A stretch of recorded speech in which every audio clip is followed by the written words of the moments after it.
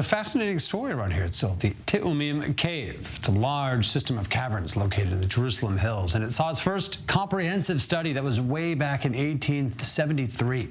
Now, it's been the scene of a renewed archaeological effort, extensive excavation since 2009, a joint project of Cambridge University, Israel's Bar-Ilan University, and Hebrew University of Jerusalem.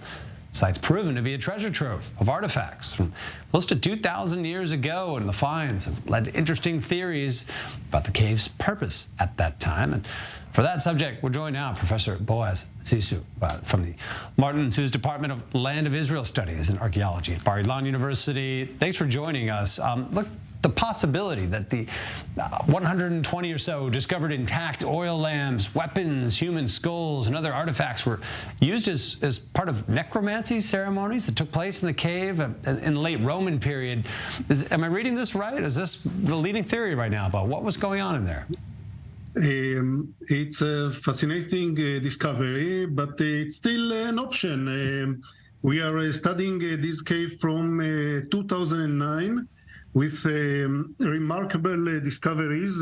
We have uncovered the largest hoard of coins from hidden by rebels in the Bar Kokhba during the Bar Kokhba revolt. We have discovered a quarry. The first time calcite alabaster quarry is discovered in this country, and now we have traces of what looks like a pagan ritual with more than 120 oil lamps uncovered, much earlier weapons hidden together with the oil lamps, and fragments of 3 human skulls. Wow. And we have very interesting parallels in the written sources and in papyri from this period, papyri found in Egypt. So it's a very interesting option that we are now suggesting. Okay, I understand the cave saw its first comprehensive study way back in 1873 and many other times since. So, how was so much still left in there? And on top of that, I understand there's these, looking at the maps, these deep caverns, these deep pits going way back in there. It's reminiscent of Indiana Jones. I mean, what's it like going back into these deep caverns and making these discoveries? First of all, keep in mind that it's a national park, a national reserve, so the site is protected by the National Parks Authority and the Israel Antiquities Authority. Of course, there is still a lot of looting unfortunately going in this country, but in this case, we were lucky to understand at some point where we should look for these finds. So after the first discoveries, we understood perhaps the reason behind concealing these artifacts.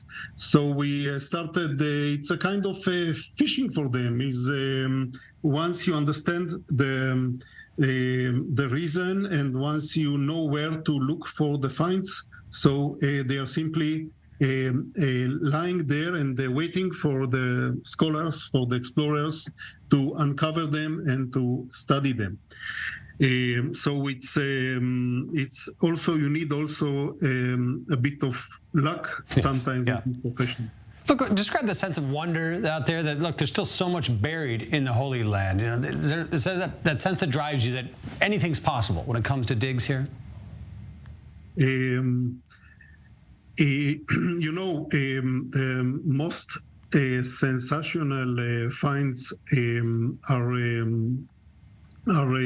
you are aware sometimes only on the most sensational finds. A lot of stuff is being uncovered and studied, and in this case, it's a matter of hard working, but also good luck, but yes, material is still exists. Archaeological material is still buried here, and is still waiting to be uncovered. Fascinating field here. I know it's not a shot in the dark. A lot of research goes into picking your sites and where you excavate ultimately. But fascinating, the undiscovered and the mystery of it all. Professor Boaz Zizou, thanks for joining us from Bar Ilan University.